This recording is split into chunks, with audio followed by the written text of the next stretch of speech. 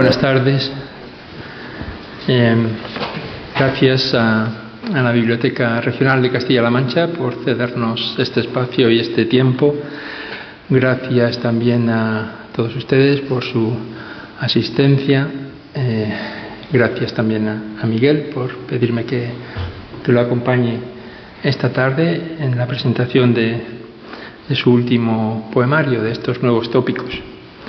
La verdad es que nosotros nos vimos la semana pasada con la intención de acordar cómo se debía desarrollar esta presentación, pero después de hablar como siempre, de muchas cosas, de bebernos la cerveza y comernos la tosta, no habíamos hablado de cómo se tenía que desarrollar este acto y acordamos no ponernos de acuerdo y así nos despedimos, sin ponernos de acuerdo sobre cómo se debía desarrollar.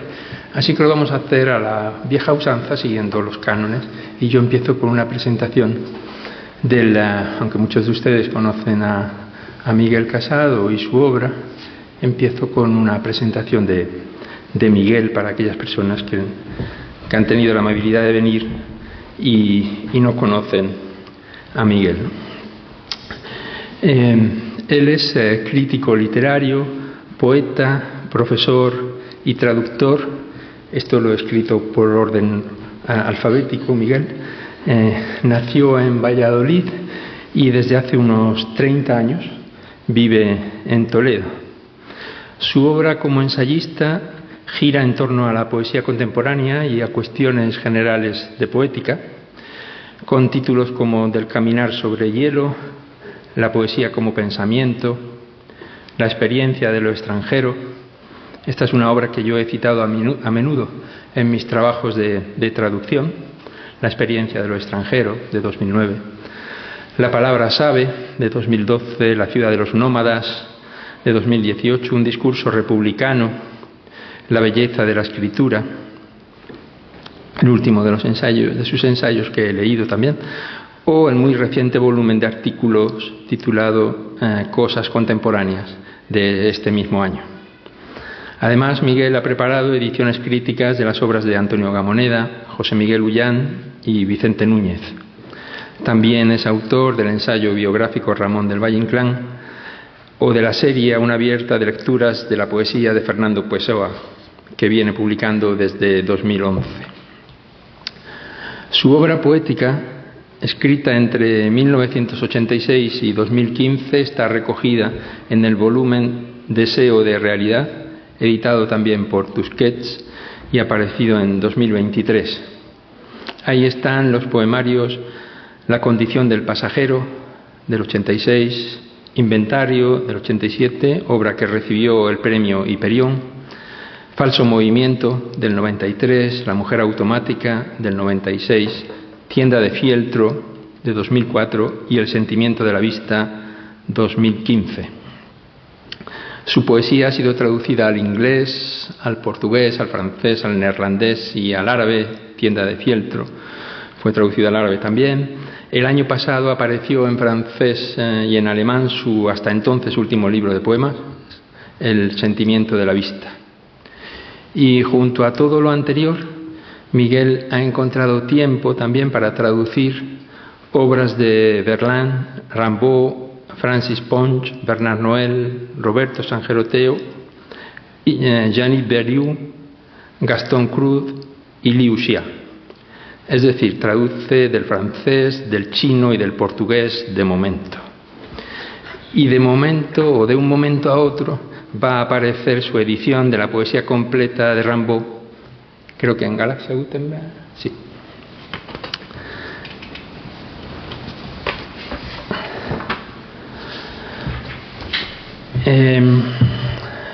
Pasando a estos nuevos tópicos, estos son textos escritos entre 2014 y 2023, casi 10 años, los mismos que tardó en publicar su poemario anterior, El sentimiento de la vista.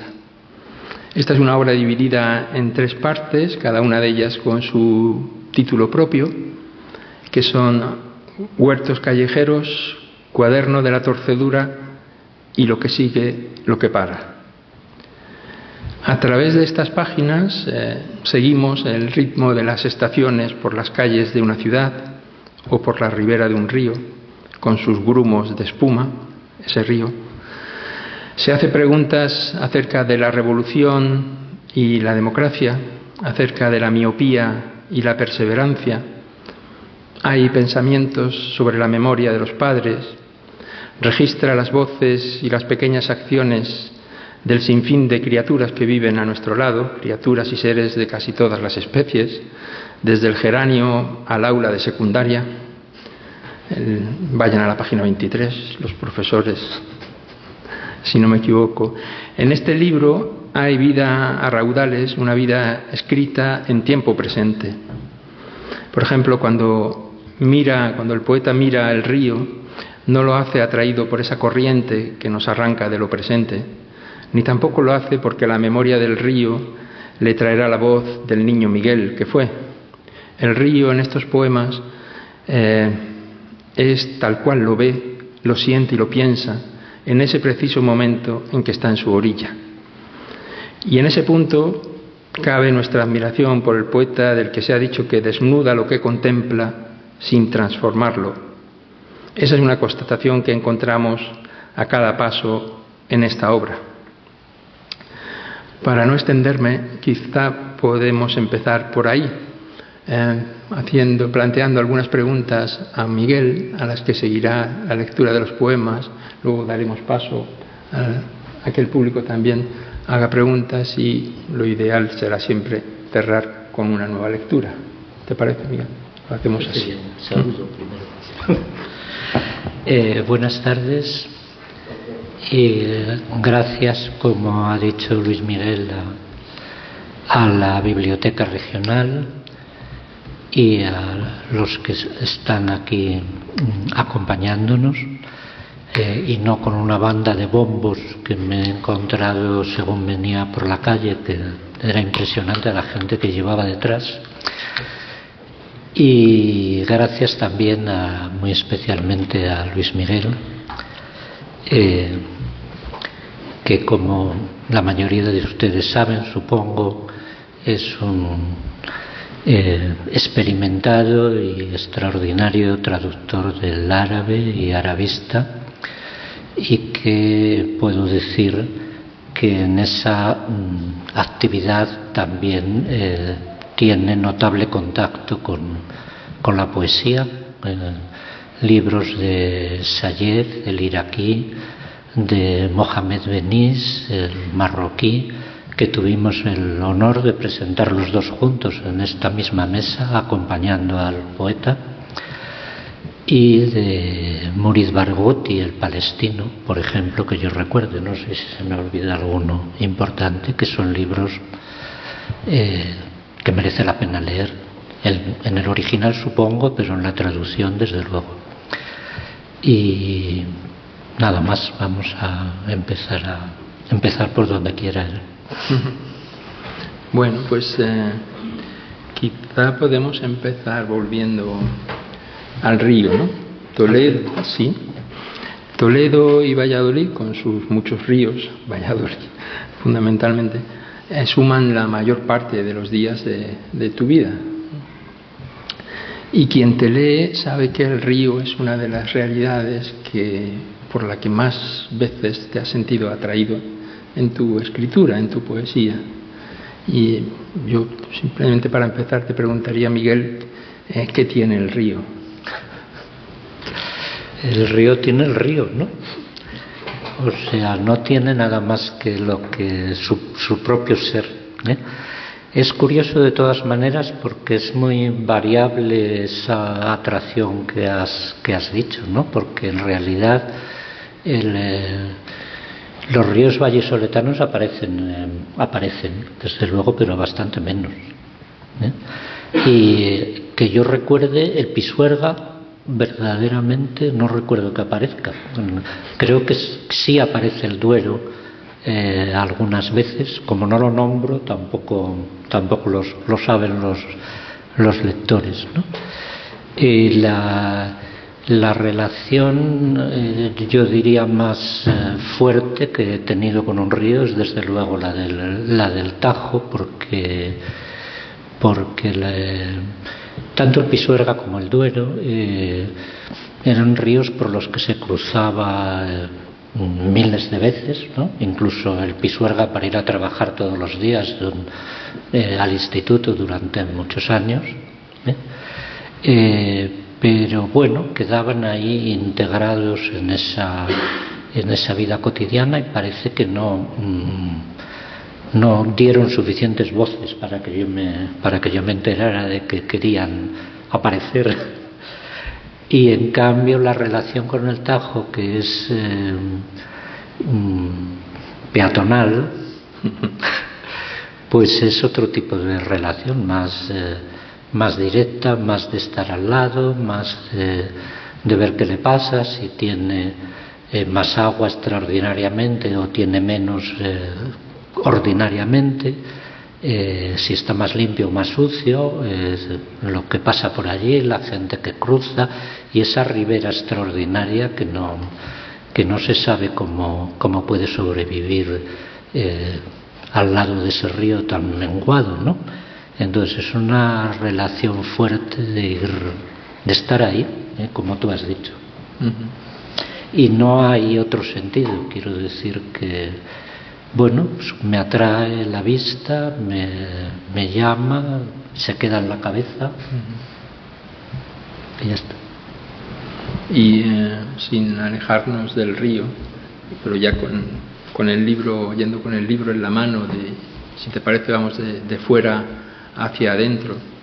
El río y Garcilaso están ahí detrás de ese título, ¿no? Estos nuevos tópicos. ¿Podrías explicar qué es ese título? Sí, no sé si leyendo el poema quizá, y luego lo comento. Es el último poema del libro y tiene 4 versos de Garcilaso, de la Égloga tercera, encabezándolo, que dicen así: cerca del Tajo, en soledad amena, de verdes sauces hay una espesura, toda de hiedra revestida y llena, que por el tronco va hasta la altura. Y el poema luego dice: otea la cigüeña desde el tronco seco de palmera, en la cima del alto mástil sin hojas. Acecha la garza en la orilla del río sucio, inmóvil sobre sus alambres patas, esbelta entre el arabesco de las ramas caídas, enredadas. Navegan pétalos blancos de adelfa por los corros de espuma grasienta, parecerían brillar. No sé si me acostumbro a estos nuevos tópicos y los anoto pese al disgusto, al olor que los acompaña, pero es cierto que vuelvo a casa con ánimo de celebración si otra vez los he encontrado, como si esta supervivencia casi fuera de lugar, marcada con su relieve el tiempo, dejara esperar lo imprevisible, lo deseado, y el saber barroco acerca de la muerte que crece dentro de la vida se equilibrara, entretejidas ambas en los dos sentidos. Con sus reservas la vida nos desborda. Entonces, bueno, el título no es una de esas veces que uno lo sabe antes de empezar a escribir el libro, sino una de esas veces que dan bastante guerra, en que uno no sabe todavía el título cuando ha escrito el libro, y apareció en este último poema y se impuso, Entonces la cita de Garcilaso viene como a recordar los viejos topoi del Renacimiento y esos temas un poco obligados, como quizá el río, la garza, las cosas que aparecen en el poema se fueron convirtiendo en topo y obligados para mí, porque aparecían aquí y allá, ¿no? Ese, digamos, que era el motivo de ese verso, y está ahí en el conjunto del libro. Luego podemos elaborar ya muchas cosas a partir de ahí, es decir, si se habla de la miopía o se habla de la revolución, como has dicho, pues también pueden ser estos nuevos tópicos. Y también son nuevos por ese carácter admirable y bastante extremo de la supervivencia de la vida que se mantiene al lado del puro destrozo que es el río, ¿no? Esa sensación de que la vida con sus reservas nos desborda, ¿no? Es decir, siempre está ahí donde ya casi no se la puede esperar, ¿no? Y has hecho mención a esas cosas que cuando se escribe como que se atascan o tardan en llegar en relación con el título. El libro tiene una estructura concreta, como yo he mencionado, que se divide en 3 partes. Leyendo los poemas, en algunos momentos uno tiene la impresión de que algunos poemas podrían pertenecer a alguna de las otras partes, ¿no? Que no hay una división taxativa, ¿no? Algo. Entonces, en la construcción, siguiendo un poco esta línea yendo de lo exterior a lo interior, hablando un poco de la estructura todavía, cuando tú delimitas el libro con esta disposición en estas 3 partes, ¿hay un acto preconcebido, premeditado, o es espontáneo, o es la propia escritura la que va? Todos mis libros hasta 2004, es decir, sin contar los 2 últimos, estaban divididos en partes, y esas partes, digamos, que tenían una unidad, una unidad que podía estar dada desde el principio, a veces más en los primeros libros, y que en otros casos se iba encontrando según se iba escribiendo, ¿no? Con el libro anterior a este, El sentimiento de la vista, que salió en 2015, me encontré con... Eso lo contaba siempre en las presentaciones, esto es una invasión ahora del otro libro en este, pero lo digo rápidamente, ¿no?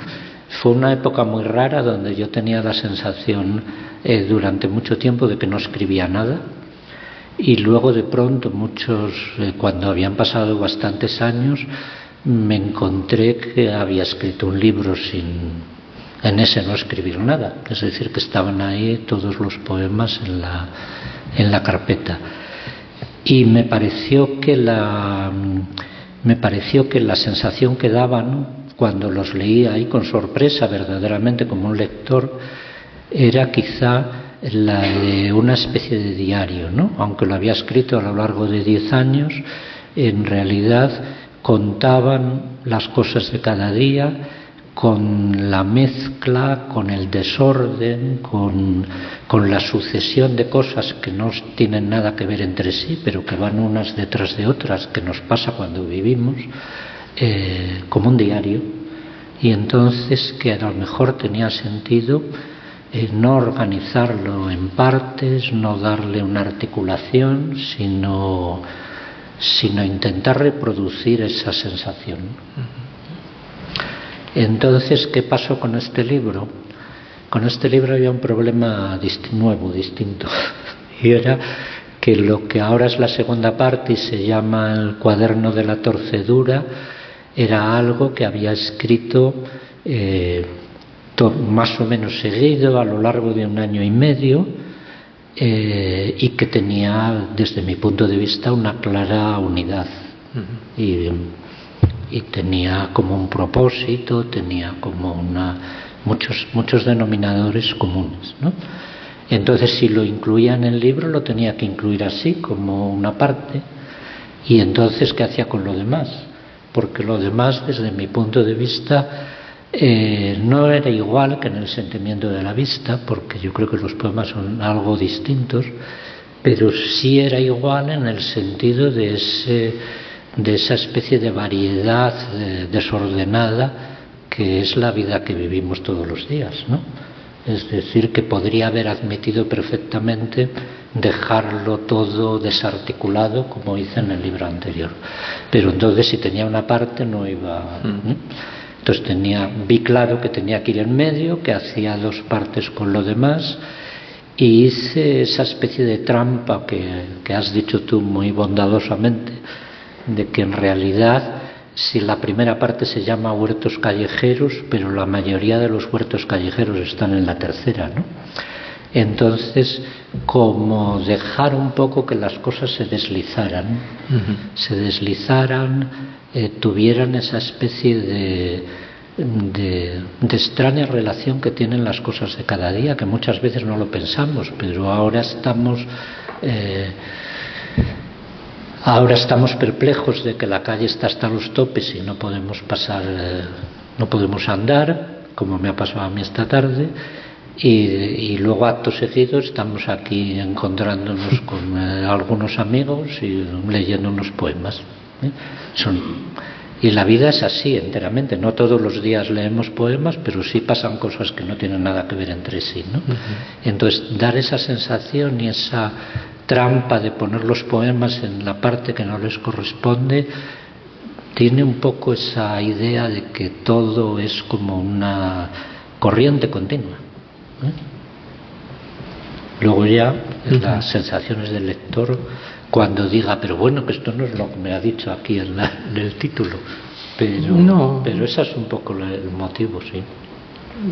Como lector no hay una sensación de violencia o de pérdida a medida que uno lee.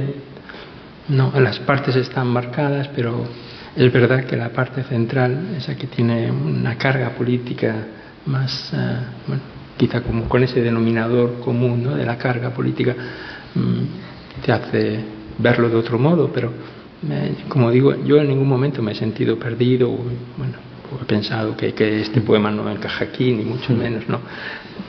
Quizá podemos hablar de esa primera parte, si te parece. Tú que has visto, y lo he anotado aquí, ensenadas y bahías en las hojas de un ciclamen, que has visto la luz azul en la flor del romero y cómo se espiga el tallo del geranio en invierno. ¿Te importaría hablarnos de esos huertos callejeros, hablarnos no sé si es demasiado personal, hablarnos de tus paseos por Toledo? Has escrito que basta mirarlos, estos huertos, basta mirarlos un momento para exprimirlos en un relato.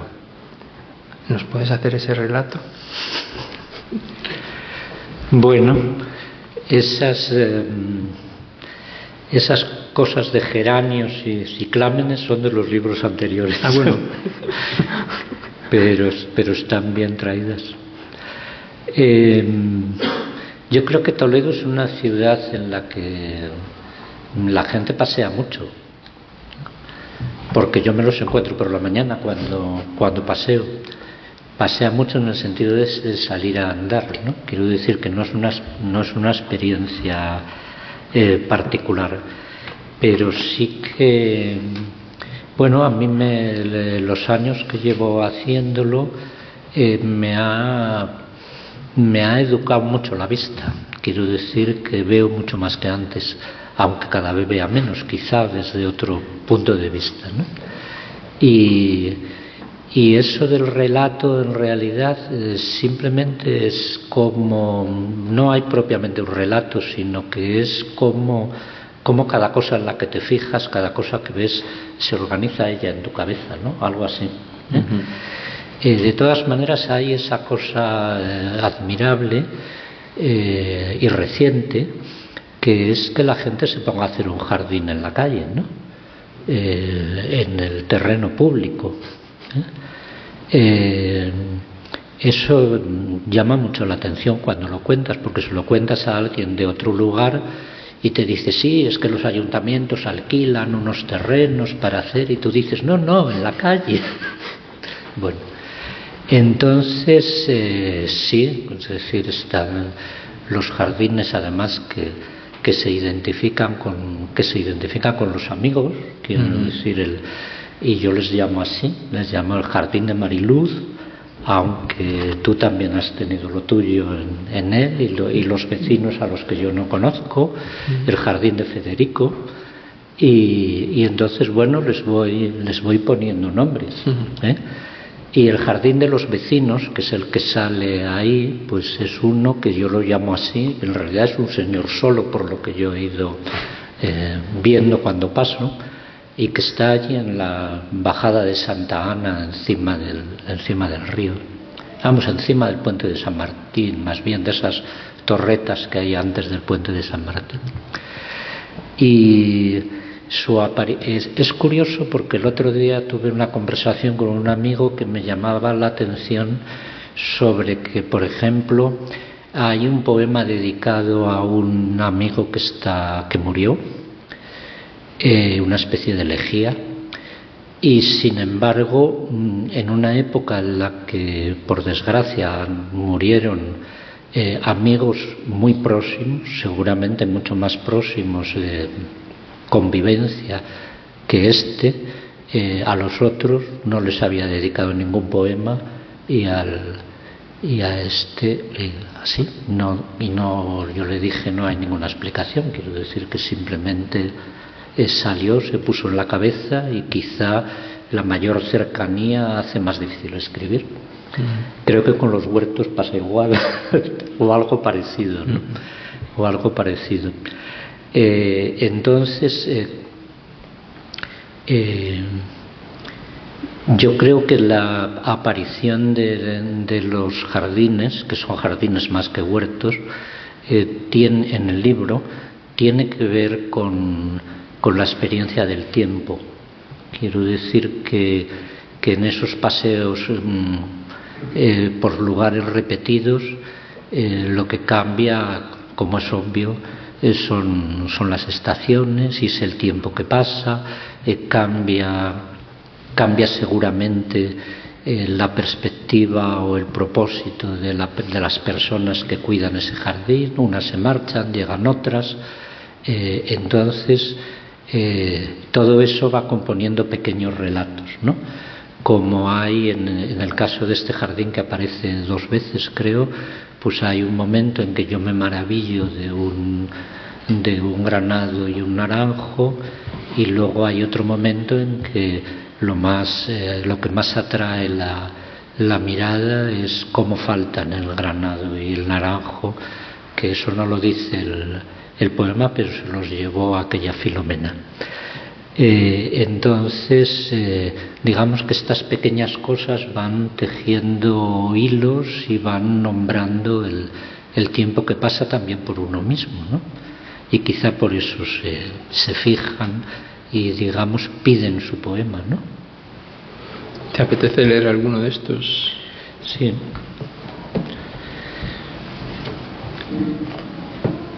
Pues pensaba leer, pero en realidad como he leído ya el otro, está bien.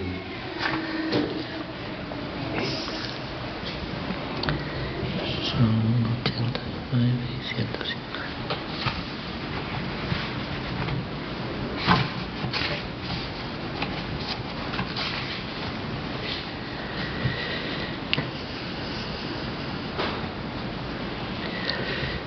El fresco nocturno ha pedido una manta, y cruzan por la casa abierta de noche corrientes hostiles. Pero vivimos la plenitud del verano, muy lejos aún del otoño y su caída.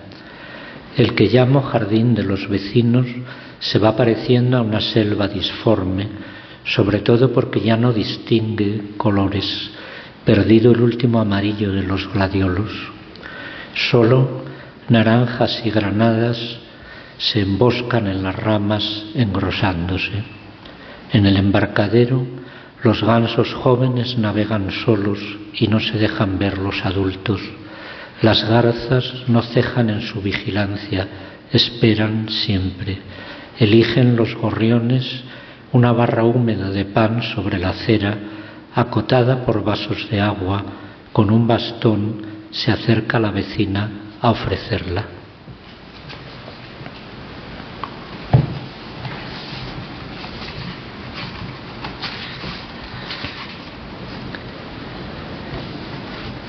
Aunque el gladiolo amarillo ha florecido tan alto sobre el hueco contiguo del jardín, resulta este hueco lo nuevo, el lugar del naranjo y el granado que no hay.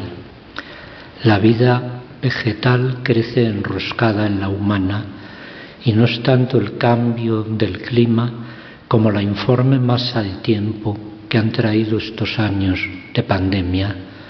No veo tampoco a la anciana del bastón, la que ponía agua y pan a los gorriones y barría con esmero la acera. Nadie cuida los rosales desgarbados en el alcorque de las acacias, su garrafa de plástico que soltaba gota a gota.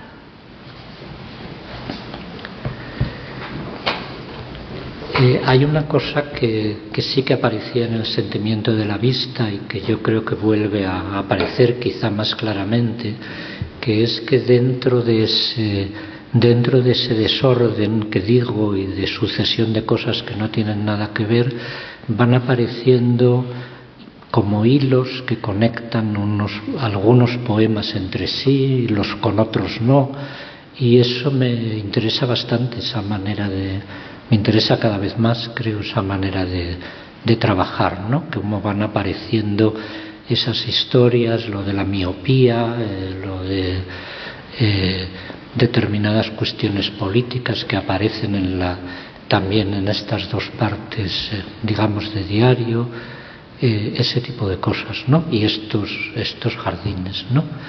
La anciana del bastón volvió a aparecer más tarde, aunque ya no tiene poema, o sea que no es una situación dramática. Yo decía antes que tu escritura es una escritura en presente, ¿no? Que en algún poema llegas a decir que estás escribiendo ese poema, describes el lugar, el momento, describes la gente que pasa y al mismo tiempo escribes el pensamiento que te alcanza, ¿no? en ese momento, ¿no? Yo me preguntaba si eso es, cómo es eso, ¿no? Si es verdaderamente es así, ¿cómo es? Sí, bastante verdaderamente. A veces puede que se reconstruya una situación, pero en la mayoría de los casos creo que cuando se nombra el momento en que se escribe, se nombra verdaderamente cuando se está escribiendo, sí. Uh-huh. Y es verdad que casi todo está en presente y que cuando aparece la memoria o los recuerdos aparecen bastante presente, como el recuerdo que se está produciendo en ese momento, que se relaciona también con algo que pasa, sí. Sobre esto no puedo explicar mucho, es así. Eso ha ido apareciendo cada vez más, aunque yo creo que ya hace bastantes años y décadas que pasaba seguramente menos, pero pasaba.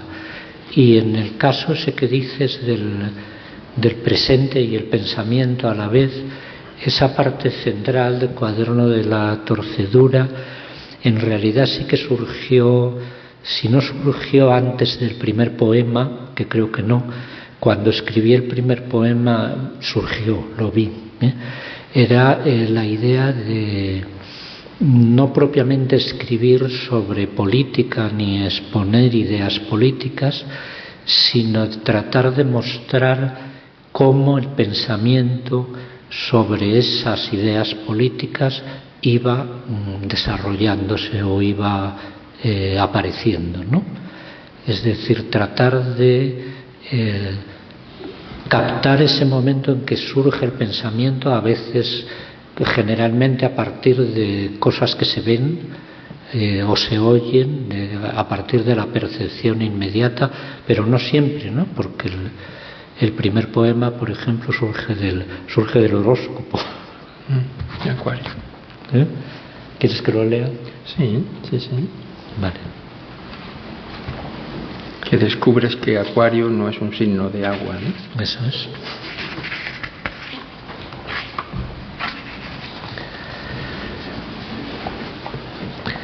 Tardé en saber que Acuario era un signo de aire. No nombra un recipiente para el agua, sino a quien lo levanta del suelo, lo llena en la fuente, transporta. Nada que ver con otro tipo de transporte, trance o arrebato. Eso es lo que no hay, ni de agua ni de aire. Y estaría bien en la política, por ejemplo. Sin un punto de torcedura, el bonito discurso queda en nada, porque no hay equívoco en las conductas tan llenas de sí. No emplean armas mientras les quedan periódicos, canales, emisoras, tienen para un tiempo reservas verbales y eso que llaman la ley. Es un saber de bricolaje, los destornilladores justos para cada cabeza de tornillo, desmontar, regular, adular, disimular. Por eso no alcanzan los números, sino una torcedura, algo que estorbe, interrumpa el curso de lo previsto, que sea en cierto modo inaceptable, aunque tan bueno ser más da aliento. El aguador eleva su signo de aire, aire de pensamientos. El transporte lo mueven los deseos, los tirones de la memoria solo lo agitan. Nostálgico nunca he sido, llevando siempre el agua de aquí para allá.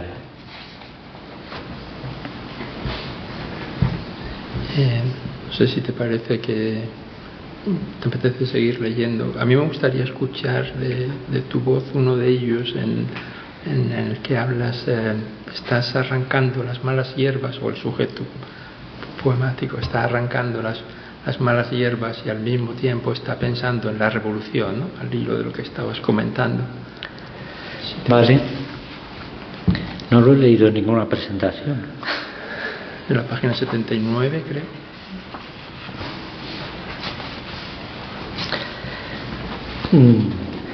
La verdad tengo que reconocer, porque seguramente forma parte de mi poética, que yo no soy de esos que dicen el sujeto, el yo lírico, o sea que si digo yo soy yo, y a veces si digo él también.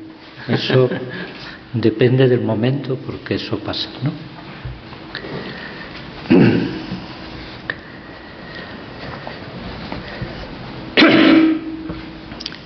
De un verde jugoso las hierbas dejan un suelo mullido a mis pies, tapan húmedo el tobillo algunas flores amarillas y moradas. Con la costumbre me divido entre disfrutarlas y pensar cómo puedo suprimirlas. El año pasado no lo hice y se convirtió en selva. Voy abriendo paso hasta un rosal con ese rojo amoratado de las primeras hojas, hasta unas matas de anaranjadas maravillas. El nombre y el adjetivo: aniversario de la comuna con los números invertidos, 71-17. Veo la marcha hasta la Place de la République. France 24 anota que el candidato va el quinto en los sondeos. A él se le ve contento en las fotos, apretado por la multitud. Esa grieta tan estrecha, tan ancha. Los comuneros la conocieron desde los dos lados. Ida y vuelta, atroz. Siempre me sobresalta ese dicho de cuánto matan las revoluciones, cuánto las contras. Claro que es todo por la ley. Así me digo mientras retiro los manojos verdes y disfruto el marrón nuevo del suelo. Parece que estuviera limpio. La cabeza gira siempre en estos casos un poco rayada y me convenzo a mí mismo de lo que sea. sin que quepa duda. En la tierra de al lado, una excavadora arrastra grandes piedras con estruendo, pita intermitente, podría cambiar el paisaje, eliminar esa lomilla en minutos. ¿Cómo era la fábula del viejo chino que movía unas montañas? Bueno, estos no son los jardines de Toledo, que yo en Toledo no he practicado la jardinería. Estaba un poco más joven entonces. ¿Te parece que...? ¿Sigo leyendo, quieres? Sí, sí. Sigue leyendo lo que te apetece. Vale.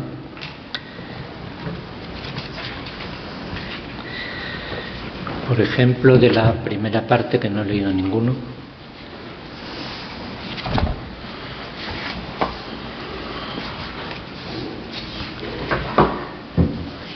El primer poema del libro.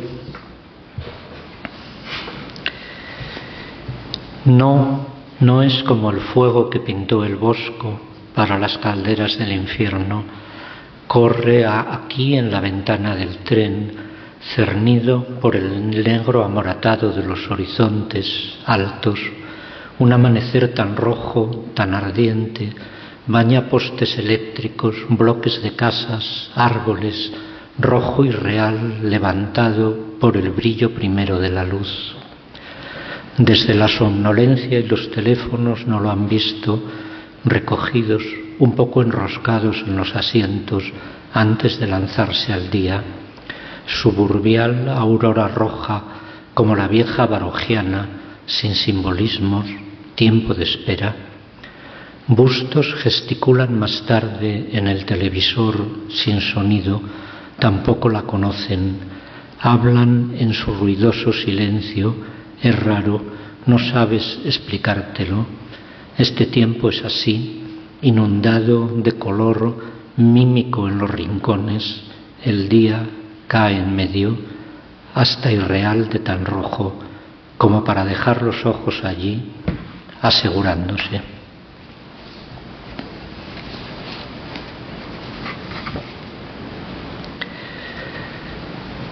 Probar a ir sin saber dónde, por si el dónde lo dice el ir.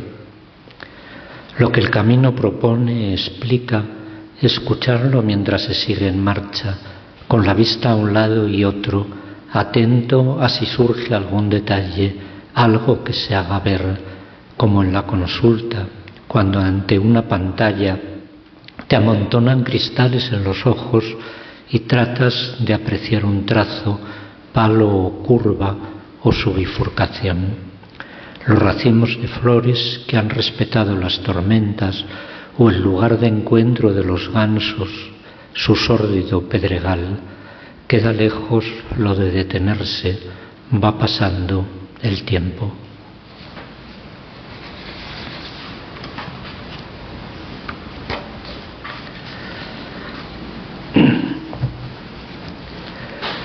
Aecio de Amida lo escribió el primero en griego.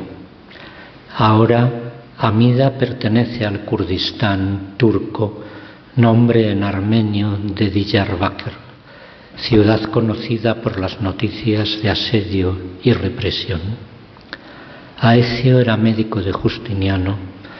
No sé si la palabra es de origen bizantino o solo la decisión de escribirla. En latín fue en 1492, año de largos viajes y destierros, cuando Hermolao Bárbaro escribió Miopía. Humanista veneciano y aristócrata de apellido Paradoja. Aprendió griego con Teodoro Gaza, que había llegado en 1430 de Tesalónica. Lo consideraron un pionero, adelantado al derrumbe de Bizancio, pero él solo había huido cuando su ciudad cedió a los turcos. Asimétricas las fechas, siempre, de la teoría y la vida. Teodoro encontró su espacio y cayó luego en desgracia al rechazar la tarifa que el Papa le propuso para traducir a Aristóteles. Escribir una palabra por primera vez, encontrar el hilo del habla y enheblarlo en la pluma, legarla para que por los siglos se alargue sin más empeño que una cosa que requiere nombre y vaya éste dando amparo a quien de pronto note que no puede ver bien, que tiene dolor de cabeza o tiende a distraerse, que le cuesta abrir los ojos y no parpadear. Dijo Rodchenko, fuimos los primeros en sumarnos, y hay algo que se repite en esta prioridad, este adelantarse, aunque solo sea tejer una red atando nombres.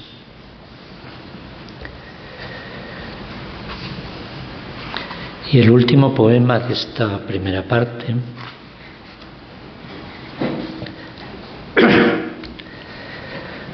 cuántas veces miro por mirar y me detengo en algo, estiro la cabeza y luego que paso me vuelvo para verlo al revés.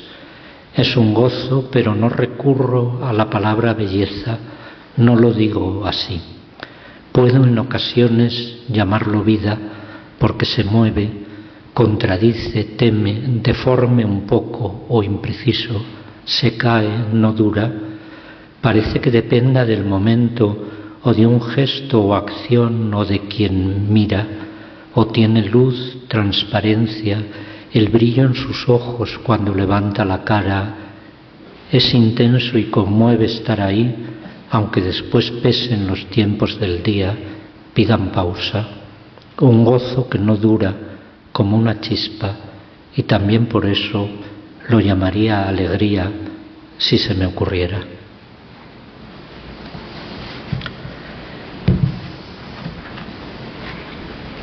¿Cómo vamos? ¿Leo un poco más? Bueno, dos poemas que son un poco distintos, creo, de los demás, pero que se escribieron dentro de esa época a la que hablé antes en el cuaderno de la torcedura, si los encuentro.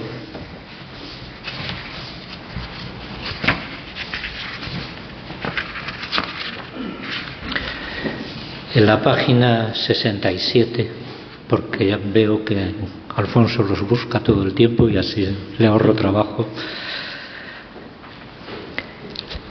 La ciudad ideal de Leonardo tenía dos alturas. Por las calles superiores, pasear y conversar eran formas de la contemplación. En las inferiores, retretes y establos y los lugares del trabajo físico también. Era admirable el sistema de evacuación de aguas residuales y todo parecía sostenido en la divina proporción. No sé ya la circunstancia del sueño. Estábamos en una zona alta, aérea, en grupo, quizá alguna ocasión de encuentro de poetas.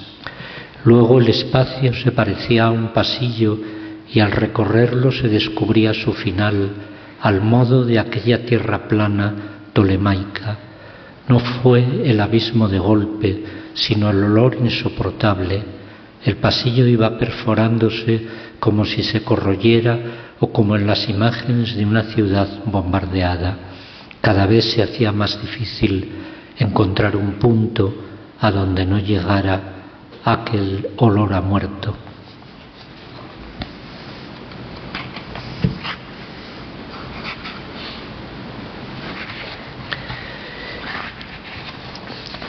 Y este poema, que al final tiene un nombre propio entre paréntesis, que es el del poeta ruso Osip Mandelstam.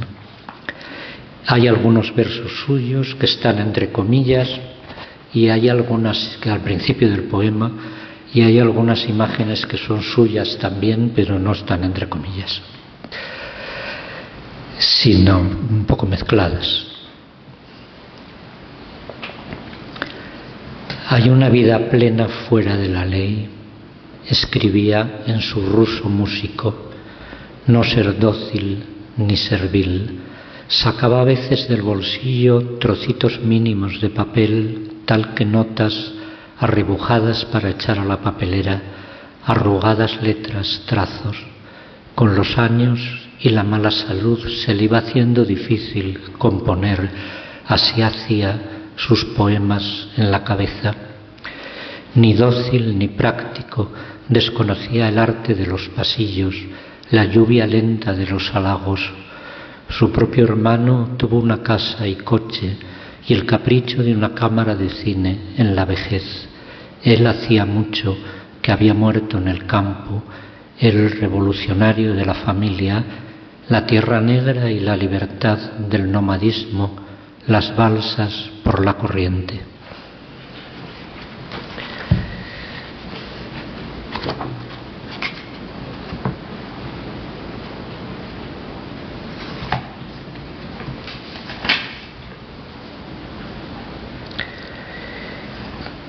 Bueno, entonces uno de la última parte, de la que ya he leído varios y ya termino.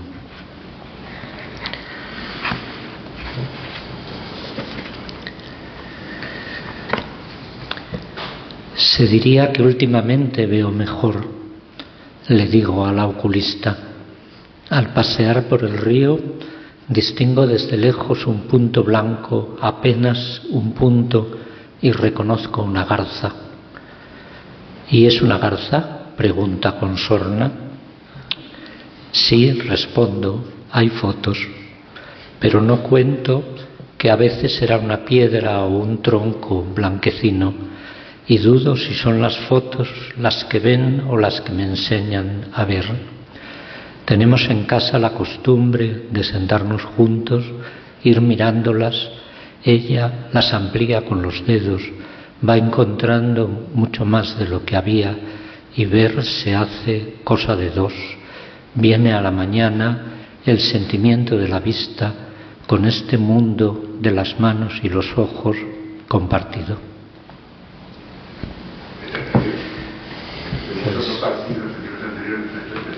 Siempre tienes algún poema de amor y siempre pones una vida compartida y elegida. Es el diario. Pues no sé si hay entre el público alguna pregunta. Claro, abrimos, le damos la palabra al público. ¿Tuya ya no hay más? No, yo creo que ya bastante dicho. Quizá entre el público hay alguna pregunta o alguna petición.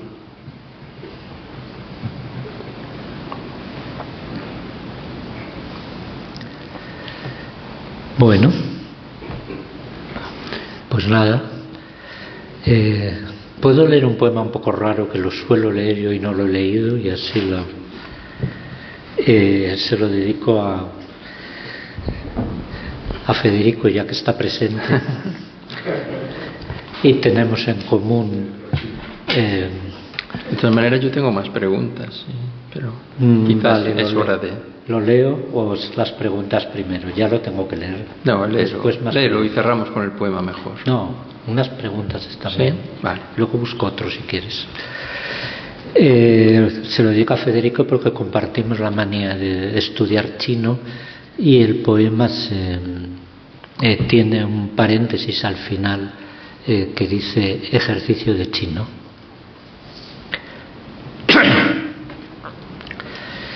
Y las palabras en chino están explicadas a continuación siempre, aunque no dice que las explico, pero es así. Y al principio empieza por unas letras que dicen O-T-N-U-P, que yo leo todas seguidas. Otnup, se distinguían las letras claramente, y después un círculo negro. Parecía un mensaje de Bullán, fijo en su literalidad, se quedaba en la cabeza. Solo ahora trae un libro la palabra interrupción, que para tantas cosas valdría. Dice, olvido que los poetas son mudos, y Scranton que los filósofos están muertos. Y si imagino el flujo de los hechos y discursos, entonces me veo entrando y saliendo, dejándome llevar y parando. Entonces o siempre lo intermitente, tuan tuan, sí, cortar y seguir, Basta, tuan, llega a ser algo si luego se duplica, sí. El grueso punto negro solo interrumpía para decir, aquí sigo, antes dibujé otros puntos como este, soy yo, tuan sí.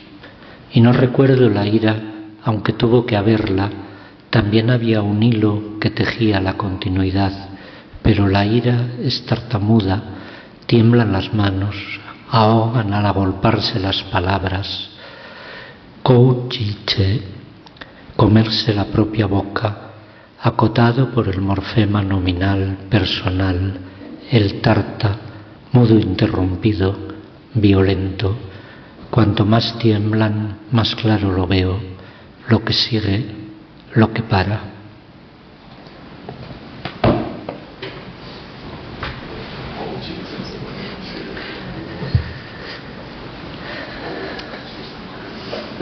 ¿No prefieres que concluyamos aquí, Miguel, seguro? Es más bonito terminar con un poema. Bueno, pero luego leo otro.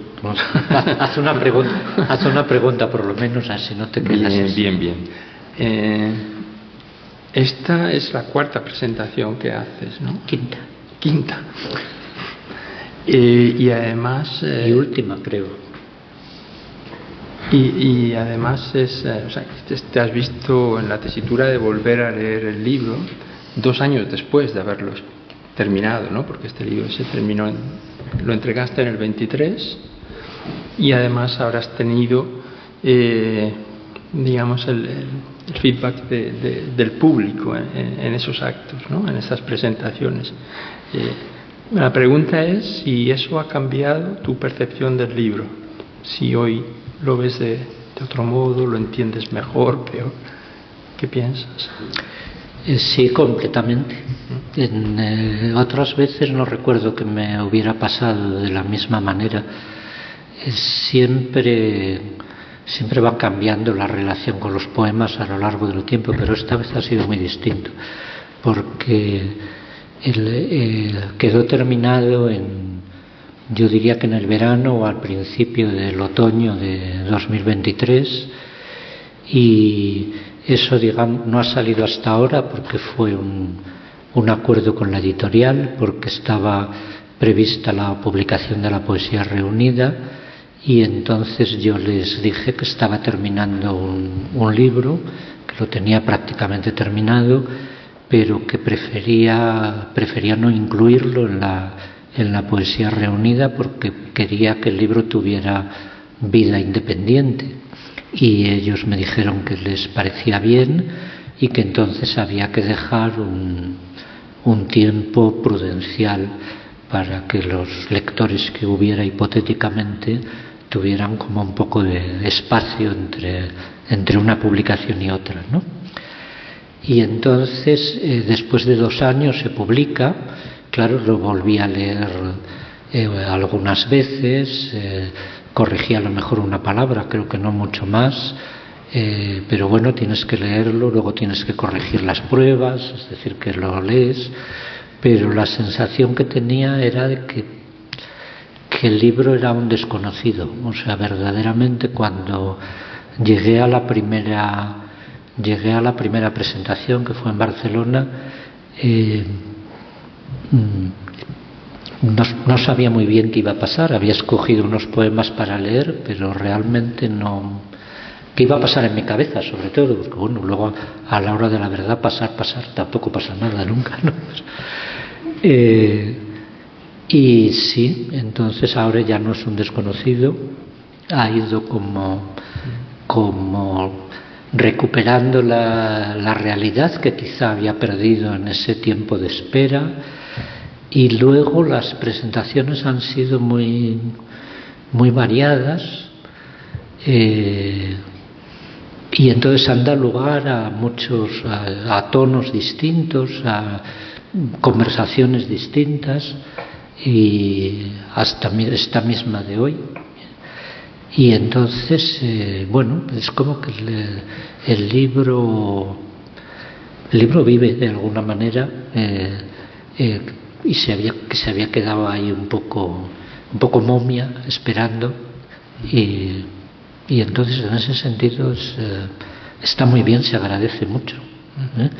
Y la idea de la conversación, que todas han sido conversaciones, también ayuda, conversaciones con amigos de diversas edades y circunstancias y relaciones, y ayuda como a oírlo también desde otro lado, en otras voces, y a eso, o sea, le dar como relieve, ¿no?, para uno mismo.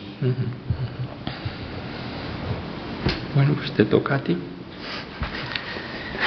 Ya, pero esto no tiene nada que ver con un poema, ahora es difícil escoger.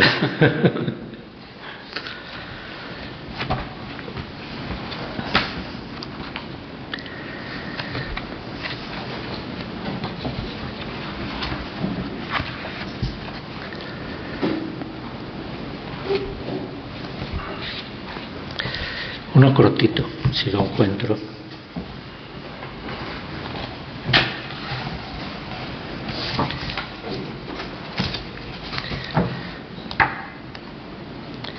Que ya que hemos empezado hablando del río, pues tiene que ver con el río y con la garza, que es seguramente el personaje principal del libro. Las fotos del cielo no salen bien, como si la cámara perdiera en ellas el pulso con la luz. Las cosas minúsculas desde la altura, en cambio, las agranda hasta que puedo ver la garza erguida sobre la piedra blanca con su plumaje gris azulado casi, quieta, mira pasar los grumos de espuma, la suciedad del río.